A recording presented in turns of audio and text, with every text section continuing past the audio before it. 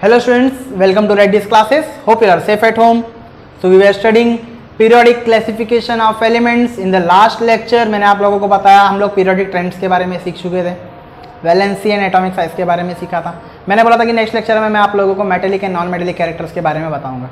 तो आपके बुक में देखो, अगर मैं बात करूं metallic and non metallic character, तो आप लोगों ने एक वीडियो देखा रहेगा मेरा, जिसमें मैं बात कर रहा था उसमें पूरे पीरियडिक टेबल की, पूरा पीरियडिक टेबल बताया था उसके अंदर मैंने। ओके, तो वो वाले पीरियडिक टेबल वाले वीडियो में यू हैव सीन दैट मैंने उसमें एक बात रखी थी कि पीरियडिक टेबल के अंदर मेटल्स किस तरह पोजीशनड है, किस तरफ पोजीशन है, नॉन मेटल्स किस तरफ पोजीशनड है, एंड मेटलॉइड्स को कौन सी लाइन अलग करती है मेटल्स और नॉन मेटल्स से। तो आपको इतना तो पता चल गया रहेगा उससे कि metals are on the left hand side of the periodic table. Metal जो भी थे वो पीरियडिक टेबल के लेफ्ट हैंड साइड पर थे, clear. And non metals were on the right hand side. And the character जो मेटलॉइड है, metalloids का मतलब क्या, having character of both metal and non metal, दोनों का कैरेक्टर होता है उसके अंदर। तो वो एक जिगजैग लाइन से सेपरेट की गई रहेगी। आप मेरा वो वीडियो देखोगे तो आपको उसमें पता चल जाएगा कि जिगजैग लाइंस के साथ कैसे उसने मेटल और नॉन मेटल को अलग किया है, क्लियर। तो यहाँ पे लेफ्ट हैंड साइड पे जितने मेटल्स होंगे उनको हम लोग मेटेलिक कैरेक्टर्स के बारे में उस पर स्टडी करेंगे। सिंपल है, ज्यादा कुछ हार्ड नहीं है। और राइट हैंड साइड के एलिमेंट्स है जिनको हम नॉन मेटेलिक कैरेक्टर्स के ऊपर बात करेंगे, क्लियर। तो यहाँ पे जानने वाली एक ही चीज है। तो सबसे पहले देखो मेटेलिक कैरेक्टर जो क्या, सोडियम मैग्नीशियम जो कि लेफ्ट साइड में, उसकी बात करता है। नॉन मेटेलिक कैरेक्टर मतलब सल्फर क्लोरीन जो कि राइट साइड है, उसके बारे में बात करता है। उसके बाद में मेटलॉइड्स के बारे में बात करें जैसे कि सिलिकॉन है, ओके। और मैंने ये भी बताया कि वो क्या एक जिगजैग लाइन के साथ सेपरेट किया गया है, क्लियर। इनमें से एक कंक्लूजन जो मिलता है एलिमेंट के कैरेक्टरिस्टिक्स के ऊपर से, वो दो पॉइंट में मैंने डिस्टिंग्विश किया है, ओके। तो देखो आओ जरा, ये वाला पार्ट जो मैंने बनाया है, डिस्टिंग्विश क्या किया है, metal have the tendency to lose electron. Metal की टेंडेंसी क्या है कि वो इलेक्ट्रॉन्स को लूज करता है। तो मेटल मतलब जितने भी पूरे लेफ्ट साइड में है, मेटेलिक कैरेक्टर भी क्या होगा, मेटल की कैरेक्टर खुद बता रहा है वो क्या है मेटल का character, tendency to lose electron. Electrons को क्या करता है, लूज कर देता है। अब मैं सिंपल सी बात करता हूं, अगर इसको अगर और रिलेट करूं, मेरे अंदर नेगेटिव चीजें बहुत है, रियल में नहीं है बट इमेजिन करो, इमेजिन करने में क्या जाता है। तो नेगेटिव चीजें बहुत है, ओके। और मैं वो नेगेटिव सारी की, मेरे पास ऐसी भी एक शक्ति है कि मैं पूरे के पूरे नेगेटिव चीजें बाहर निकाल सकता हूं अपने पास से, पूरी जितनी भी है। तो समझो मैं मेटल हूं, मेरे अंदर नेगेटिवली चार्ज प्रॉपर्टीज है, इलेक्ट्रॉन्स है, मैं सब उनको बाहर निकाल रहा हूं। अब मैं क्या हो गया, नेगेटिव था, मैं क्या बन गया, ऑब्वियसली पॉजिटिव बन गया। So metal have a tendency to lose electron. Electron negatively charge है, उसको लूज कर दूंगा तो मैं क्या बन जाऊंगा, इलेक्ट्रो पॉजिटिव। सिंपल सी बात है ना, इलेक्ट्रो पॉजिटिव ही बन जाऊंगा। अगर मैं मेरे अंदर से पूरी नेगेटिव चीजें निकाल दूंगा, इलेक्ट्रो पॉजिटिव बन जाऊंगा। तो मेटेलिक कैरेक्टर का सबसे मेन पार्ट समझा क्या है, metal have tendency to lose electrons and become electropositive. Negative चीज गई, पॉजिटिव बन गया। वैसे ही नॉन मेटल की कैरेक्टर्स क्या होता है, नॉन मेटेलिक कैरेक्टर में उनकी टेंडेंसी क्या है, दे एक्सेप्ट इलेक्ट्रॉन या फिर दे गेन इलेक्ट्रॉन। इलेक्ट्रॉन को गेन करते या तो एक्सेप्ट कर लेते हैं। मैं पॉजिटिव हूं, अभी मैं सारी नेगेटिव चीजें ले रहा हूं, क्या बन गया, पॉजिटिव रहूंगा, ऑब्वियसली बात है नहीं रहूंगा, क्या बन गया, नेगेटिव बन गया। समझ में आया, did you get my point.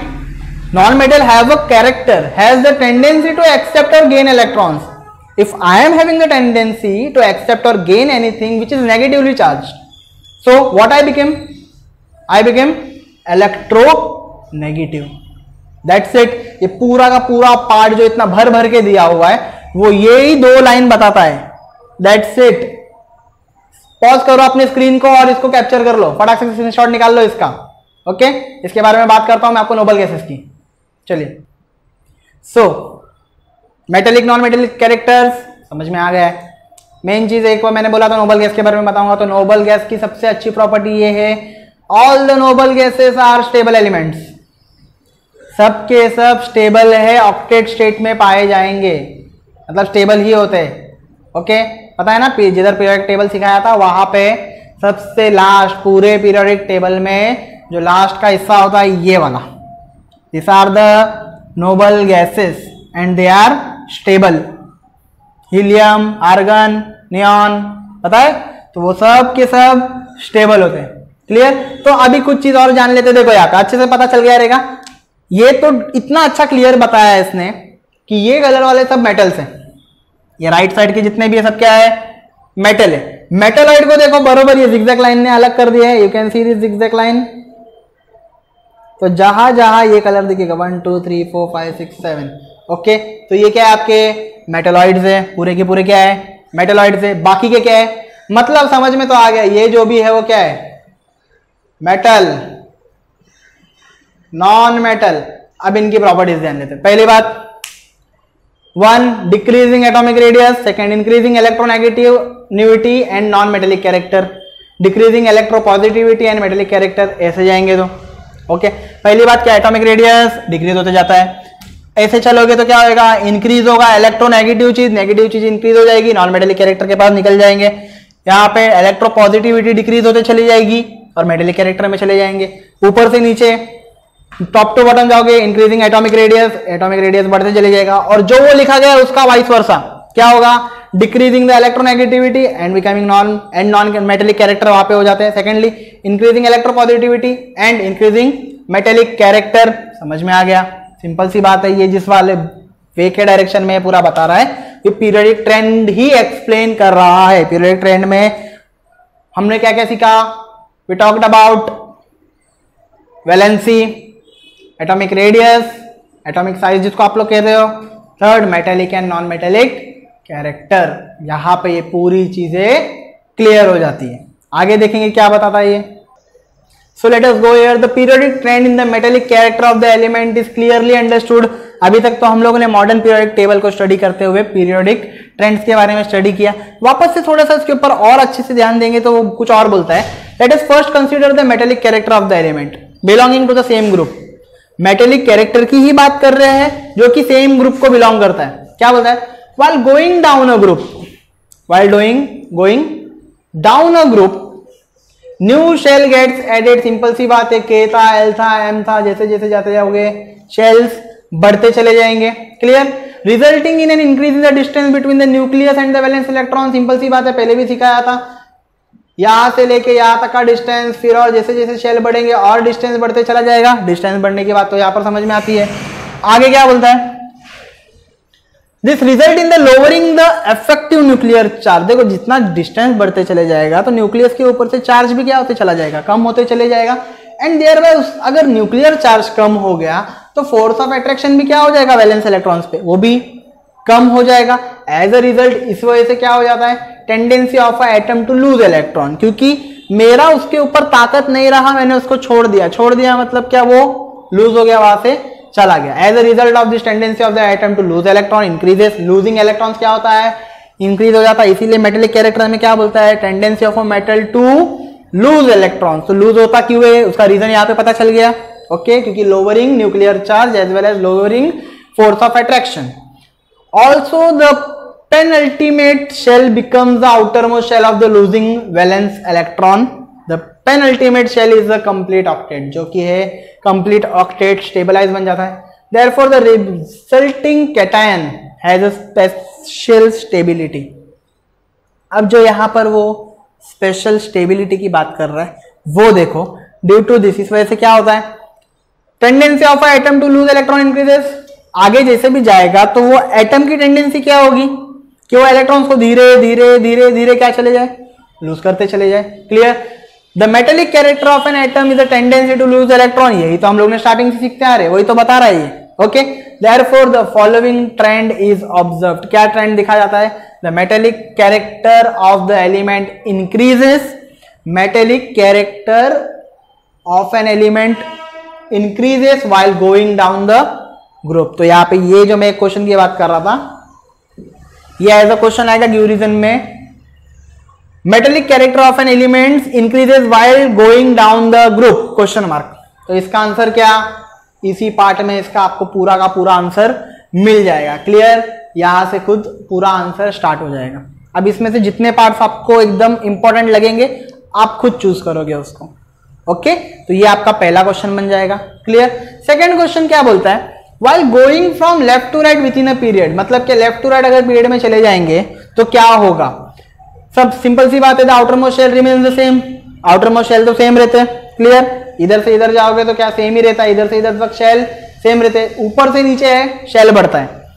The positive charge on the nucleus goes on increases, simple सी बात है, पॉजिटिव चार्ज न्यूक्लियस पे क्या होगा, इंक्रीजेस होगा। while the atomic radius goes on decreasing, क्योंकि न्यूक्लियस पे चार्ज बढ़ जाएगा तो न्यूक्लियस का पावर ज्यादा तो अपने तरफ खींचेगा, याद है ऐसा करके बताया था मैंने, ये वही चीज बात कर रहा है clearly. And just the effective nuclear charge goes on increasing, as a result of this the tendency of atom to lose valence electron decreases, मतलब लूज करने की ताकत कम हो जाती है, वो खींच लेता है अपने पास दूसरे एलिमेंट्स को within the period from left to right. ये भी आपका सेकेंड ड्यू रीजन बन जाएगा। क्लियर। तो ये वाले पार्ट को भी अच्छे से याद रखना है आप लोगों को। ओके, आगे देखेंगे क्या बोलता है। सी द टू फैक्टर नेमली, अब दो फैक्टर जिसकी बात कर रहे थे क्या था, एक तो न्यूक्लियस पे चार्ज इंक्रीज हो जाना और डिक्रीज हो जाना। The increasing nuclear charge in the decreasing atomic radius as we go from left to right within a period which are responsible for increasing the effective nuclear charge. यही तो चीज है जो न्यूक्लियर चार्ज के ऊपर effect कर रहा है, यही तो रीजन है उसका। The valence electrons are held with greater and greater attractive force। जो इलेक्ट्रॉन्स वैलेंस है, पूरे के पूरे वैलेंस है, उनके पास ज्यादा से ज्यादा फोर्स ऑफ अट्रैक्शन है, फोर्स ऑफ अट्रैक्शन रहेगा, इसी को हम लोग क्या बोलते हैं, इलेक्ट्रोनेगेटिविटी ऑफ एन एटम। ज्यादा इलेक्ट्रॉन है, इलेक्ट्रॉन मेरे पास ज्यादा है तो मैं क्या बन जाऊंगा, पॉजिटिव बनूंगा नेगेटिव बनूंगा, obviously I will become negative. तो electronegativity of an atom due to increase electronegativity, left to right में जैसे पीरियड में जाऊंगा तो मेरे ऊपर नेगेटिव चार्ज क्या है, ज्यादा होता है।